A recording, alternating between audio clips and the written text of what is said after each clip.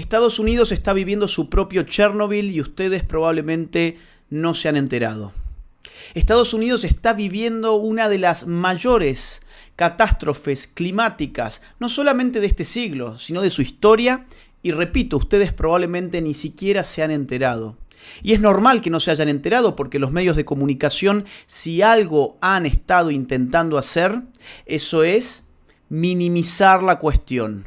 Hablar lo justo y necesario, tratar de parecer que todo está bien. ¿Adivinen por qué? Sí, seguramente lo han adivinado, porque el señor Joe Biden es quien gobierna hoy en la Casa Blanca y es el Partido Demócrata el que tiene el timón del gobierno de los Estados Unidos. El día 3 de febrero, un tren se descarrila en una ciudad, en un pueblo muy chiquito del estado de Ohio. Ese pueblo se llama East Palestine. Y es un pueblo que tiene aproximadamente 5.000 habitantes cerca de la frontera de Pensilvania. Del centenar de vagones que transportaban mercancías, unos 20 vagones más o menos llevaban materiales altamente peligrosos, entre los que se encontraban una sustancia llamada cloruro de vinilo.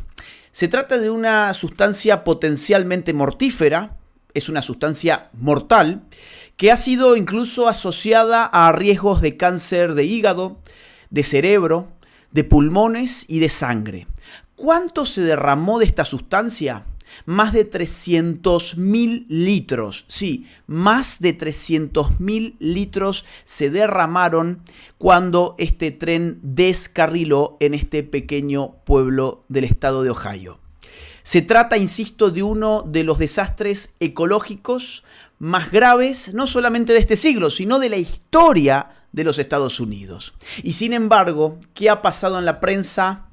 Silencio de mudos. Durante varios días, recuerden, esto fue el día 3 de febrero, durante varios días la prensa estuvo casi absolutamente silenciada y el gobierno nacional lo mismo. El gobierno federal, le dicen allí, el gobierno federal también estuvo totalmente mudo respecto de los hechos en Ohio. Claro, cuando esto empezó a despertar más interés porque estaban viendo reacciones contaminantes, estaban viendo ya los efectos tóxicos del asunto, ciertos periodistas, algunos más independientes que otros, claro, se acercaron al lugar de los hechos a tratar de cubrir la noticia. Uno de ellos, por ejemplo, resultó detenido, de nombre Evan Lambert. Bueno, están los videos incluso cuando se lo llevan detenido porque no podía cubrir la noticia en el lugar de los hechos, no fuera que se supieran cosas que probablemente no debemos saber y quizás no sabremos nunca.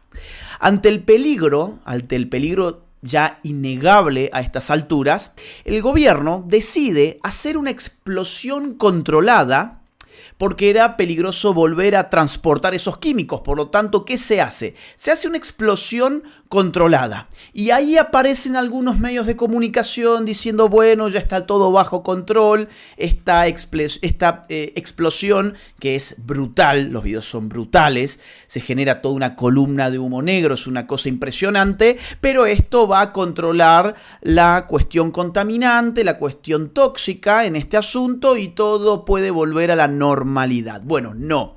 Lo cierto fue que la explosión salió muy mal y que terminaron contaminando prácticamente a toda la ciudad porque de hecho hay ahora mismo una gigantesca nube negra sobre el pobre pueblo de East Palestine.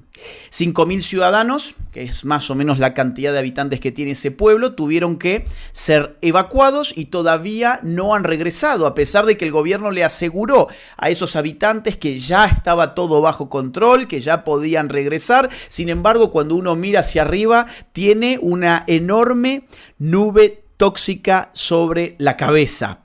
De hecho, se registró desde un avión la nube en cuestión, una nube, insisto, de humo tóxico de 320 kilómetros de diámetro y se vaticinan próximamente lluvias químicas. El agua, por supuesto, ha quedado contaminada. Miles de animales acuáticos y silvestres han sido encontrados muertos por doquier. Y sin embargo, insisto, el silencio brutal de los medios y del gobierno continuó. El gobierno, de hecho, activó una divertida cortina de humo. Digo una divertida porque lo que salió a decir fue que, bueno, se habían divisado ovnis o algo parecido. Entonces ahí empezó toda la conspiranoia respecto de los ovnis, que fue una gran estrategia de cortina de humo para mantener a la opinión pública y a la opinión publicada hablando de otra cosa mucho más importante que los ciudadanos norteamericanos que viven en esa zona de Ohio. Una cosa mucho más importante, como por ejemplo el peligro ovni. Bueno, el gobierno empezó a insistir con que el agua ya era potable, que entonces podían regresar sin mayores peligros los habitantes de East Palestine, que podían incluso tomar el agua, pero cuidado, muy rápidamente apareció en las redes sociales un periodista independiente que se fue a Ohio a filmar un video donde él arrojaba una piedra en el agua supuestamente potable, y de allí salían efectos de colores muy extraños, una espuma muy extraña. Así que bueno, por las dudas, los habitantes de East Palestine no han bebido del agua que el gobierno quería que fuese potable para esos mismos ciudadanos. Los principales medios de los Estados Unidos continúan en silencio, o cuando hablan de esto lo minimizan todo lo que pueden. La mayoría de las ONGs o activistas medioambientalistas tampoco dicen nada, pero su silencio dice mucho. Dice que esa militancia es una militancia política e ideológicamente condicionada, que se activa frente a determinados hechos y que se desactiva, enmudece frente, en este caso, a la mayor catástrofe de los Estados Unidos en términos climáticos de por lo menos este siglo. Y frente a eso no se puede decir nada porque hay que cuidar al señor Joe Biden y al Partido Demócrata, que está en picada, que está en caída libre. ¿Cómo termina esta historia? No se sabe. Esta historia todavía está abierta. Biden, ¿dónde está? Bueno, está en cualquier lugar menos en Ohio.